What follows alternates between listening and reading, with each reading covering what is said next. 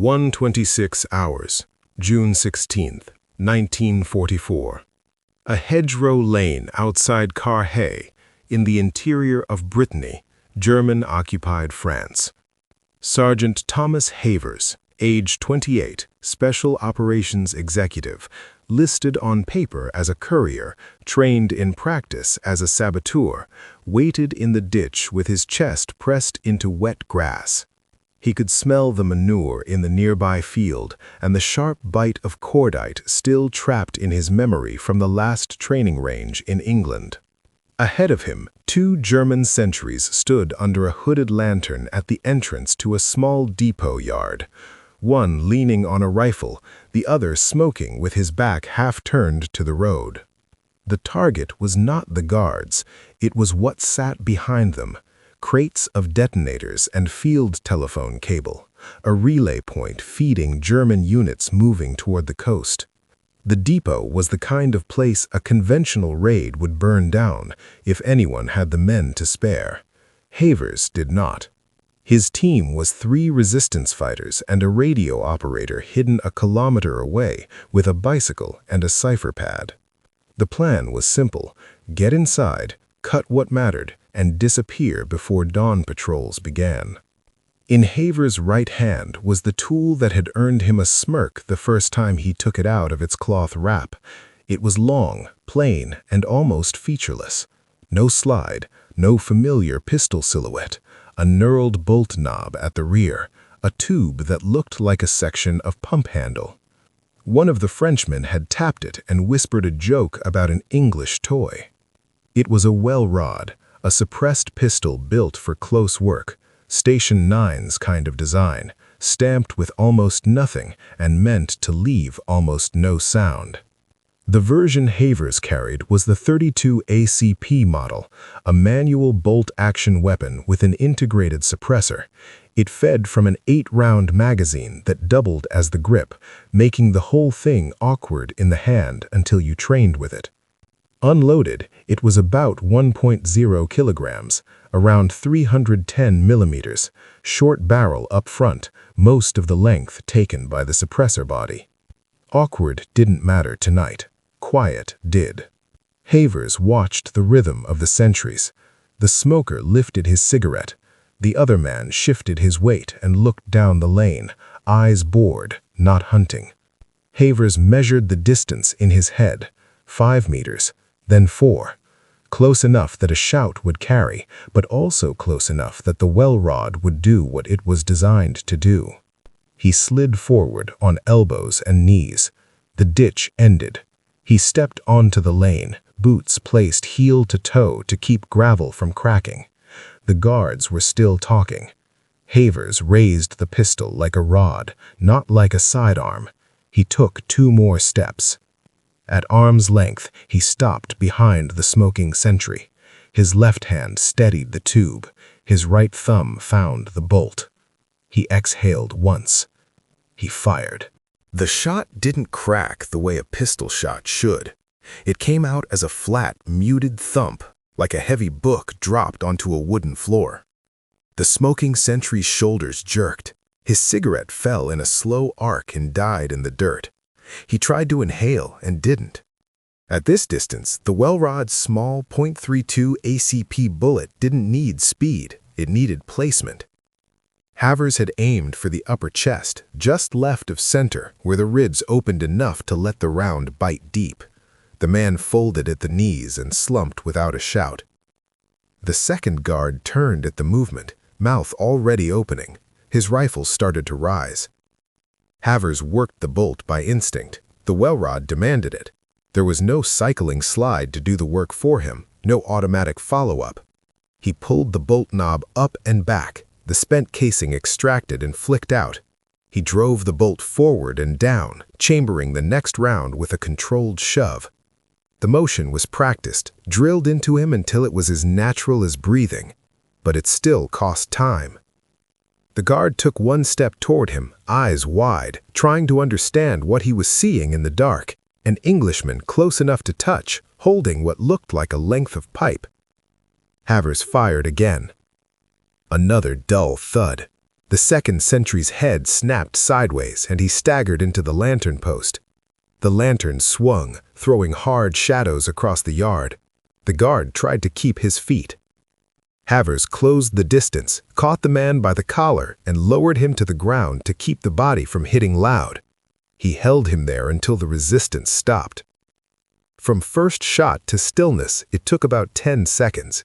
Not because Havers was slow, but because the weapon forced him to do everything consciously. Fire, cycle, reacquire, fire again. That was the trade. Fewer decibels, more discipline. He listened. No alarm, no boots running, no shouted challenge from deeper in the yard.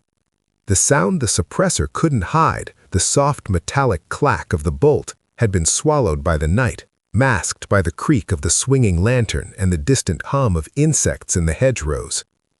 He dragged both bodies into the ditch line, away from the lantern's spill. The cigarette still glowed faintly in the dirt. He pinched it out between wet fingers and wiped his hand on his trousers. Only then did he look at the Welrod again, not as a novelty, but as a solution with limitations. It was not a silent gun. It was a weapon engineered to be quiet enough for one job, killing at close range without triggering an immediate, organized response.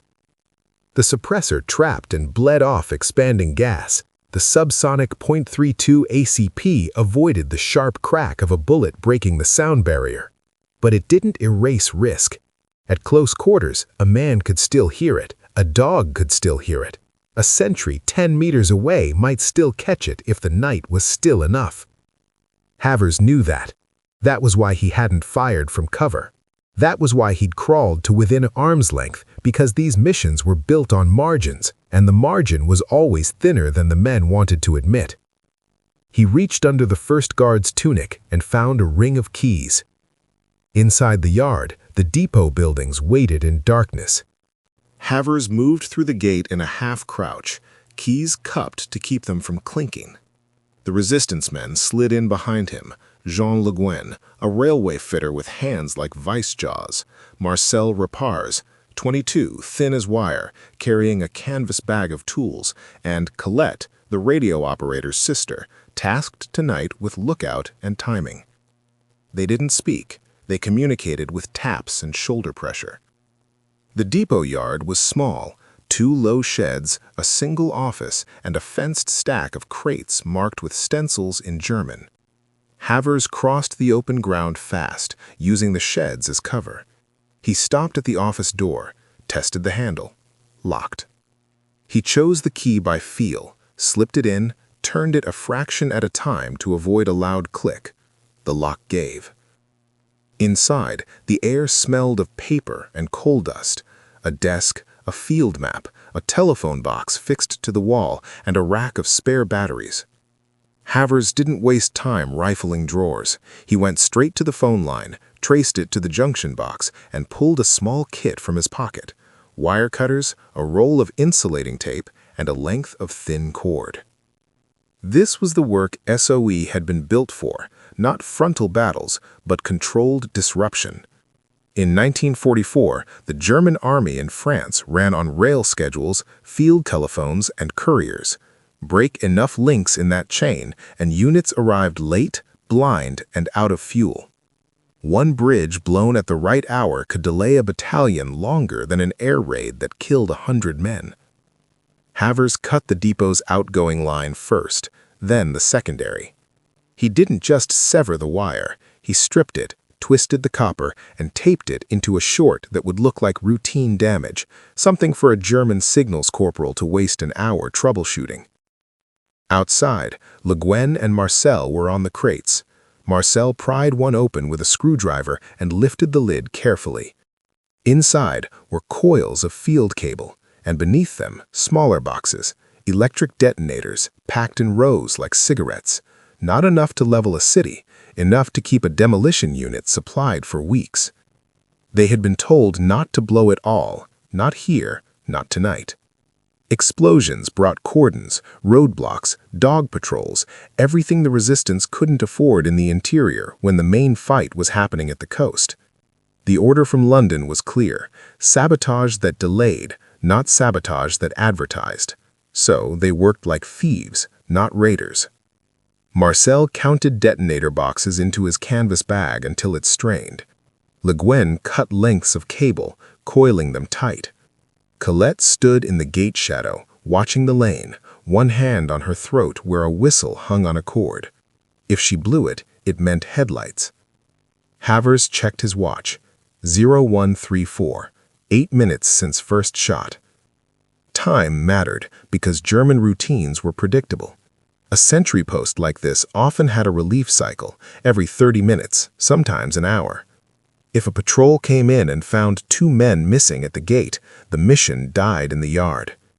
Havers returned to the office wall and took the batteries, heavy, rectangular, military issue, and dropped them into a sack. Then he went back out and scanned the ditch line where he'd hidden the bodies. Nothing moved, no voices, no boots. He could feel the pressure building anyway, like a weight behind the eyes. The Welrod hung low in his right hand, muzzle down. He didn't want to use it again. It was precise, but it was not forgiving. If a third guard appeared 10 meters away with a rifle already up, a bolt-action pistol was a bad bargaining position.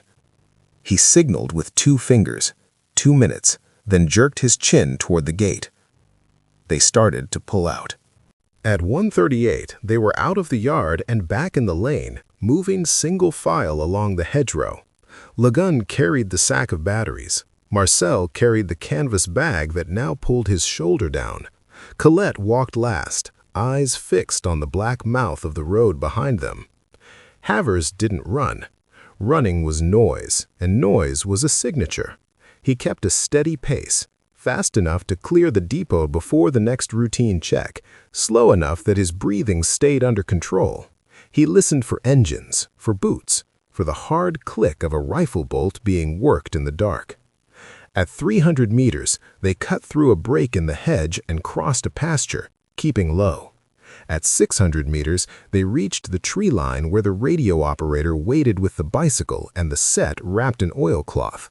The operator, Corporal Dennis Ward, older than Havers by a decade, looked at the bags and didn't ask questions. He keyed a short burst message to London. Objective complete, no detonation, materials recovered, no compromise observed. The transmission lasted less than a minute. That was the rule. Stay on the air, and direction-finding vans started to hunt. By 02:10, the team split.